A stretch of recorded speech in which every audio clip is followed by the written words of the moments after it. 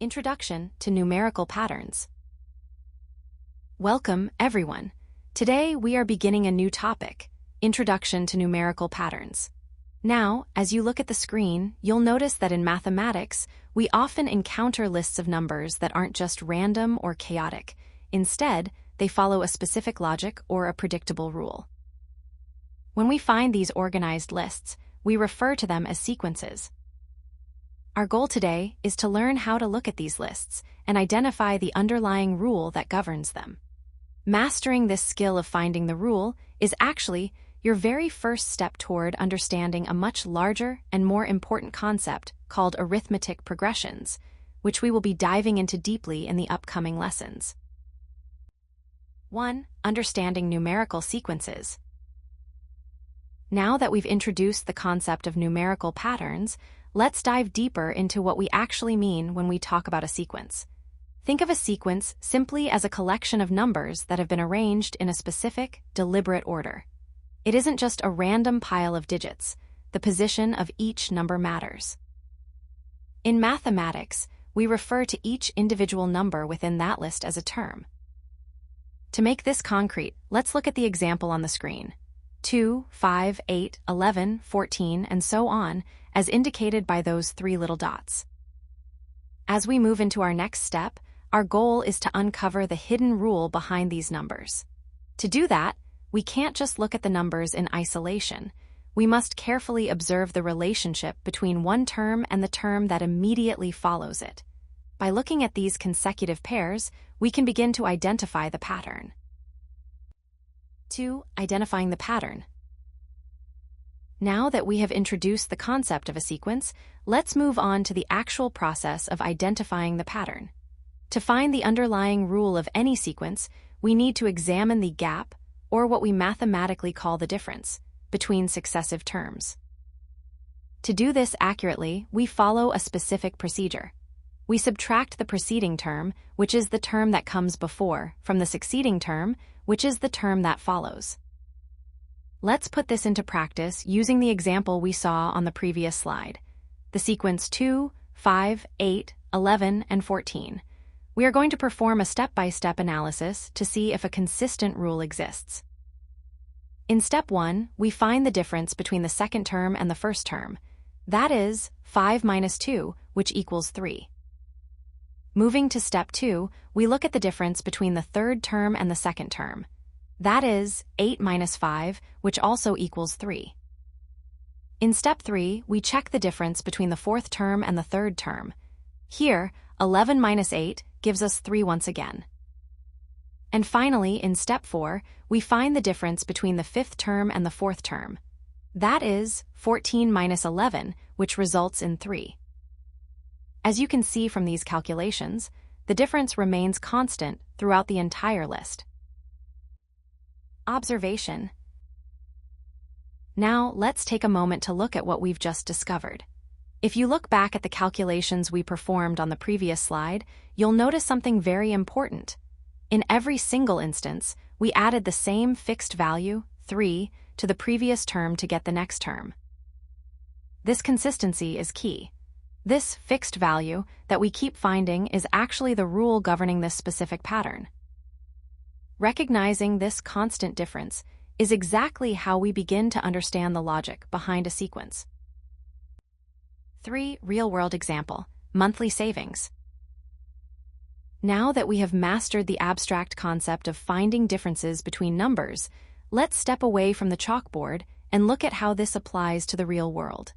You see, patterns are not just theoretical mathematical exercises.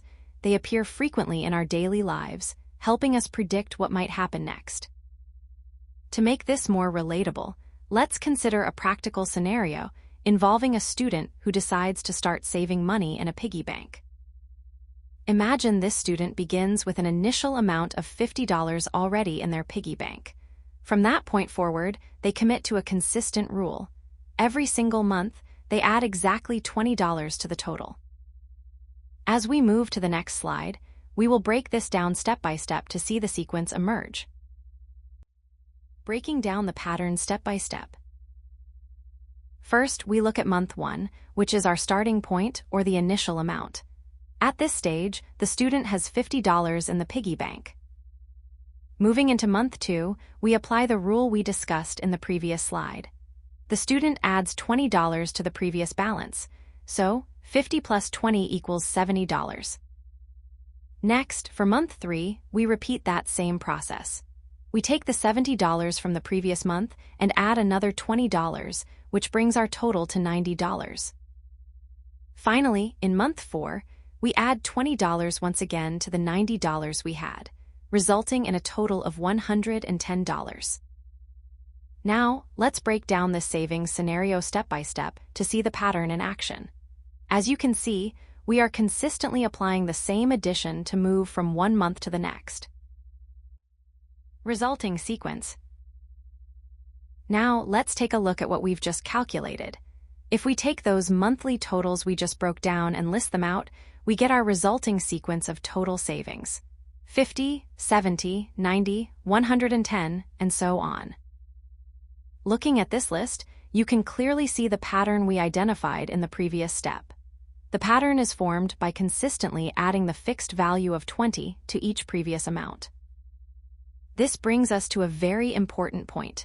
Patterns aren't always about numbers going up. As we will see in the next slide, they can also involve numbers decreasing. 4 patterns with decreasing values. Now, so far, we have been looking at sequences that grow larger, like our savings example from the previous slide. However, it is important to note that patterns are not always increasing. A pattern can also be formed by subtracting a fixed value, or you can think of it as adding a negative value. Let's look at this example: 100, 95, 90, 85, and so on. To find the rule here, we perform the same subtraction process we practiced earlier. If we take the second term and subtract the first, 95 minus 100, we get -5. Moving to the next pair, 90 minus 95, also gives us -5. And finally, 85 minus 90 results in -5. As you can see, even though the numbers are getting smaller, the underlying rule remains a consistent, fixed value. Observation. Now, if we look closely at the calculations we just performed on the previous slide, we can reach a clear conclusion. In this specific case, we can see that the fixed value being added to each term to reach the next one is -5. This confirms that our pattern isn't just about numbers getting larger, but can also involve a consistent decrease. Key takeaways. All right, class, we have covered a lot of ground today, so let's take a moment to consolidate everything we've learned. Let's look at our key takeaways. First, remember that a sequence is simply an ordered list of numbers. It isn't just a random pile of digits. The order in which they appear is essential. Second, we say a pattern exists only if there is a consistent rule used to find the next term. As we saw in our earlier examples, if the rule changes every time, we don't have a predictable pattern. Third, we've observed that some sequences are formed specifically by adding or subtracting a fixed value to the preceding term. Whether the numbers are growing, like our savings example, or shrinking, like our decreasing values example, that constant change is what matters. Finally, this consistency. This idea that the difference remains exactly the same throughout the entire list is the defining characteristic of what we call an arithmetic progression.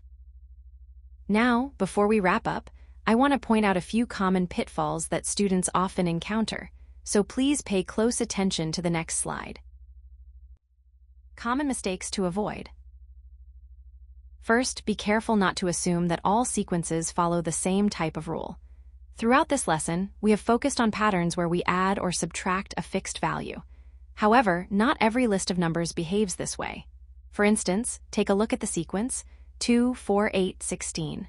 If you look closely, you'll notice that we aren't adding a constant number here. Instead, each term is being multiplied by 2. Because there is no fixed addition or subtraction happening, this is not an arithmetic pattern. Always verify the rule before deciding how to proceed. Second, pay close attention to your subtraction order when you are checking for a pattern. This is a very common mistake. When you are calculating the difference between terms, you must always subtract the earlier term from the later term, that is, the succeeding term minus the preceding term. If you accidentally reverse this order, you will end up with the wrong sign, meaning you might mistakenly identify a decreasing pattern as an increasing one, or vice versa.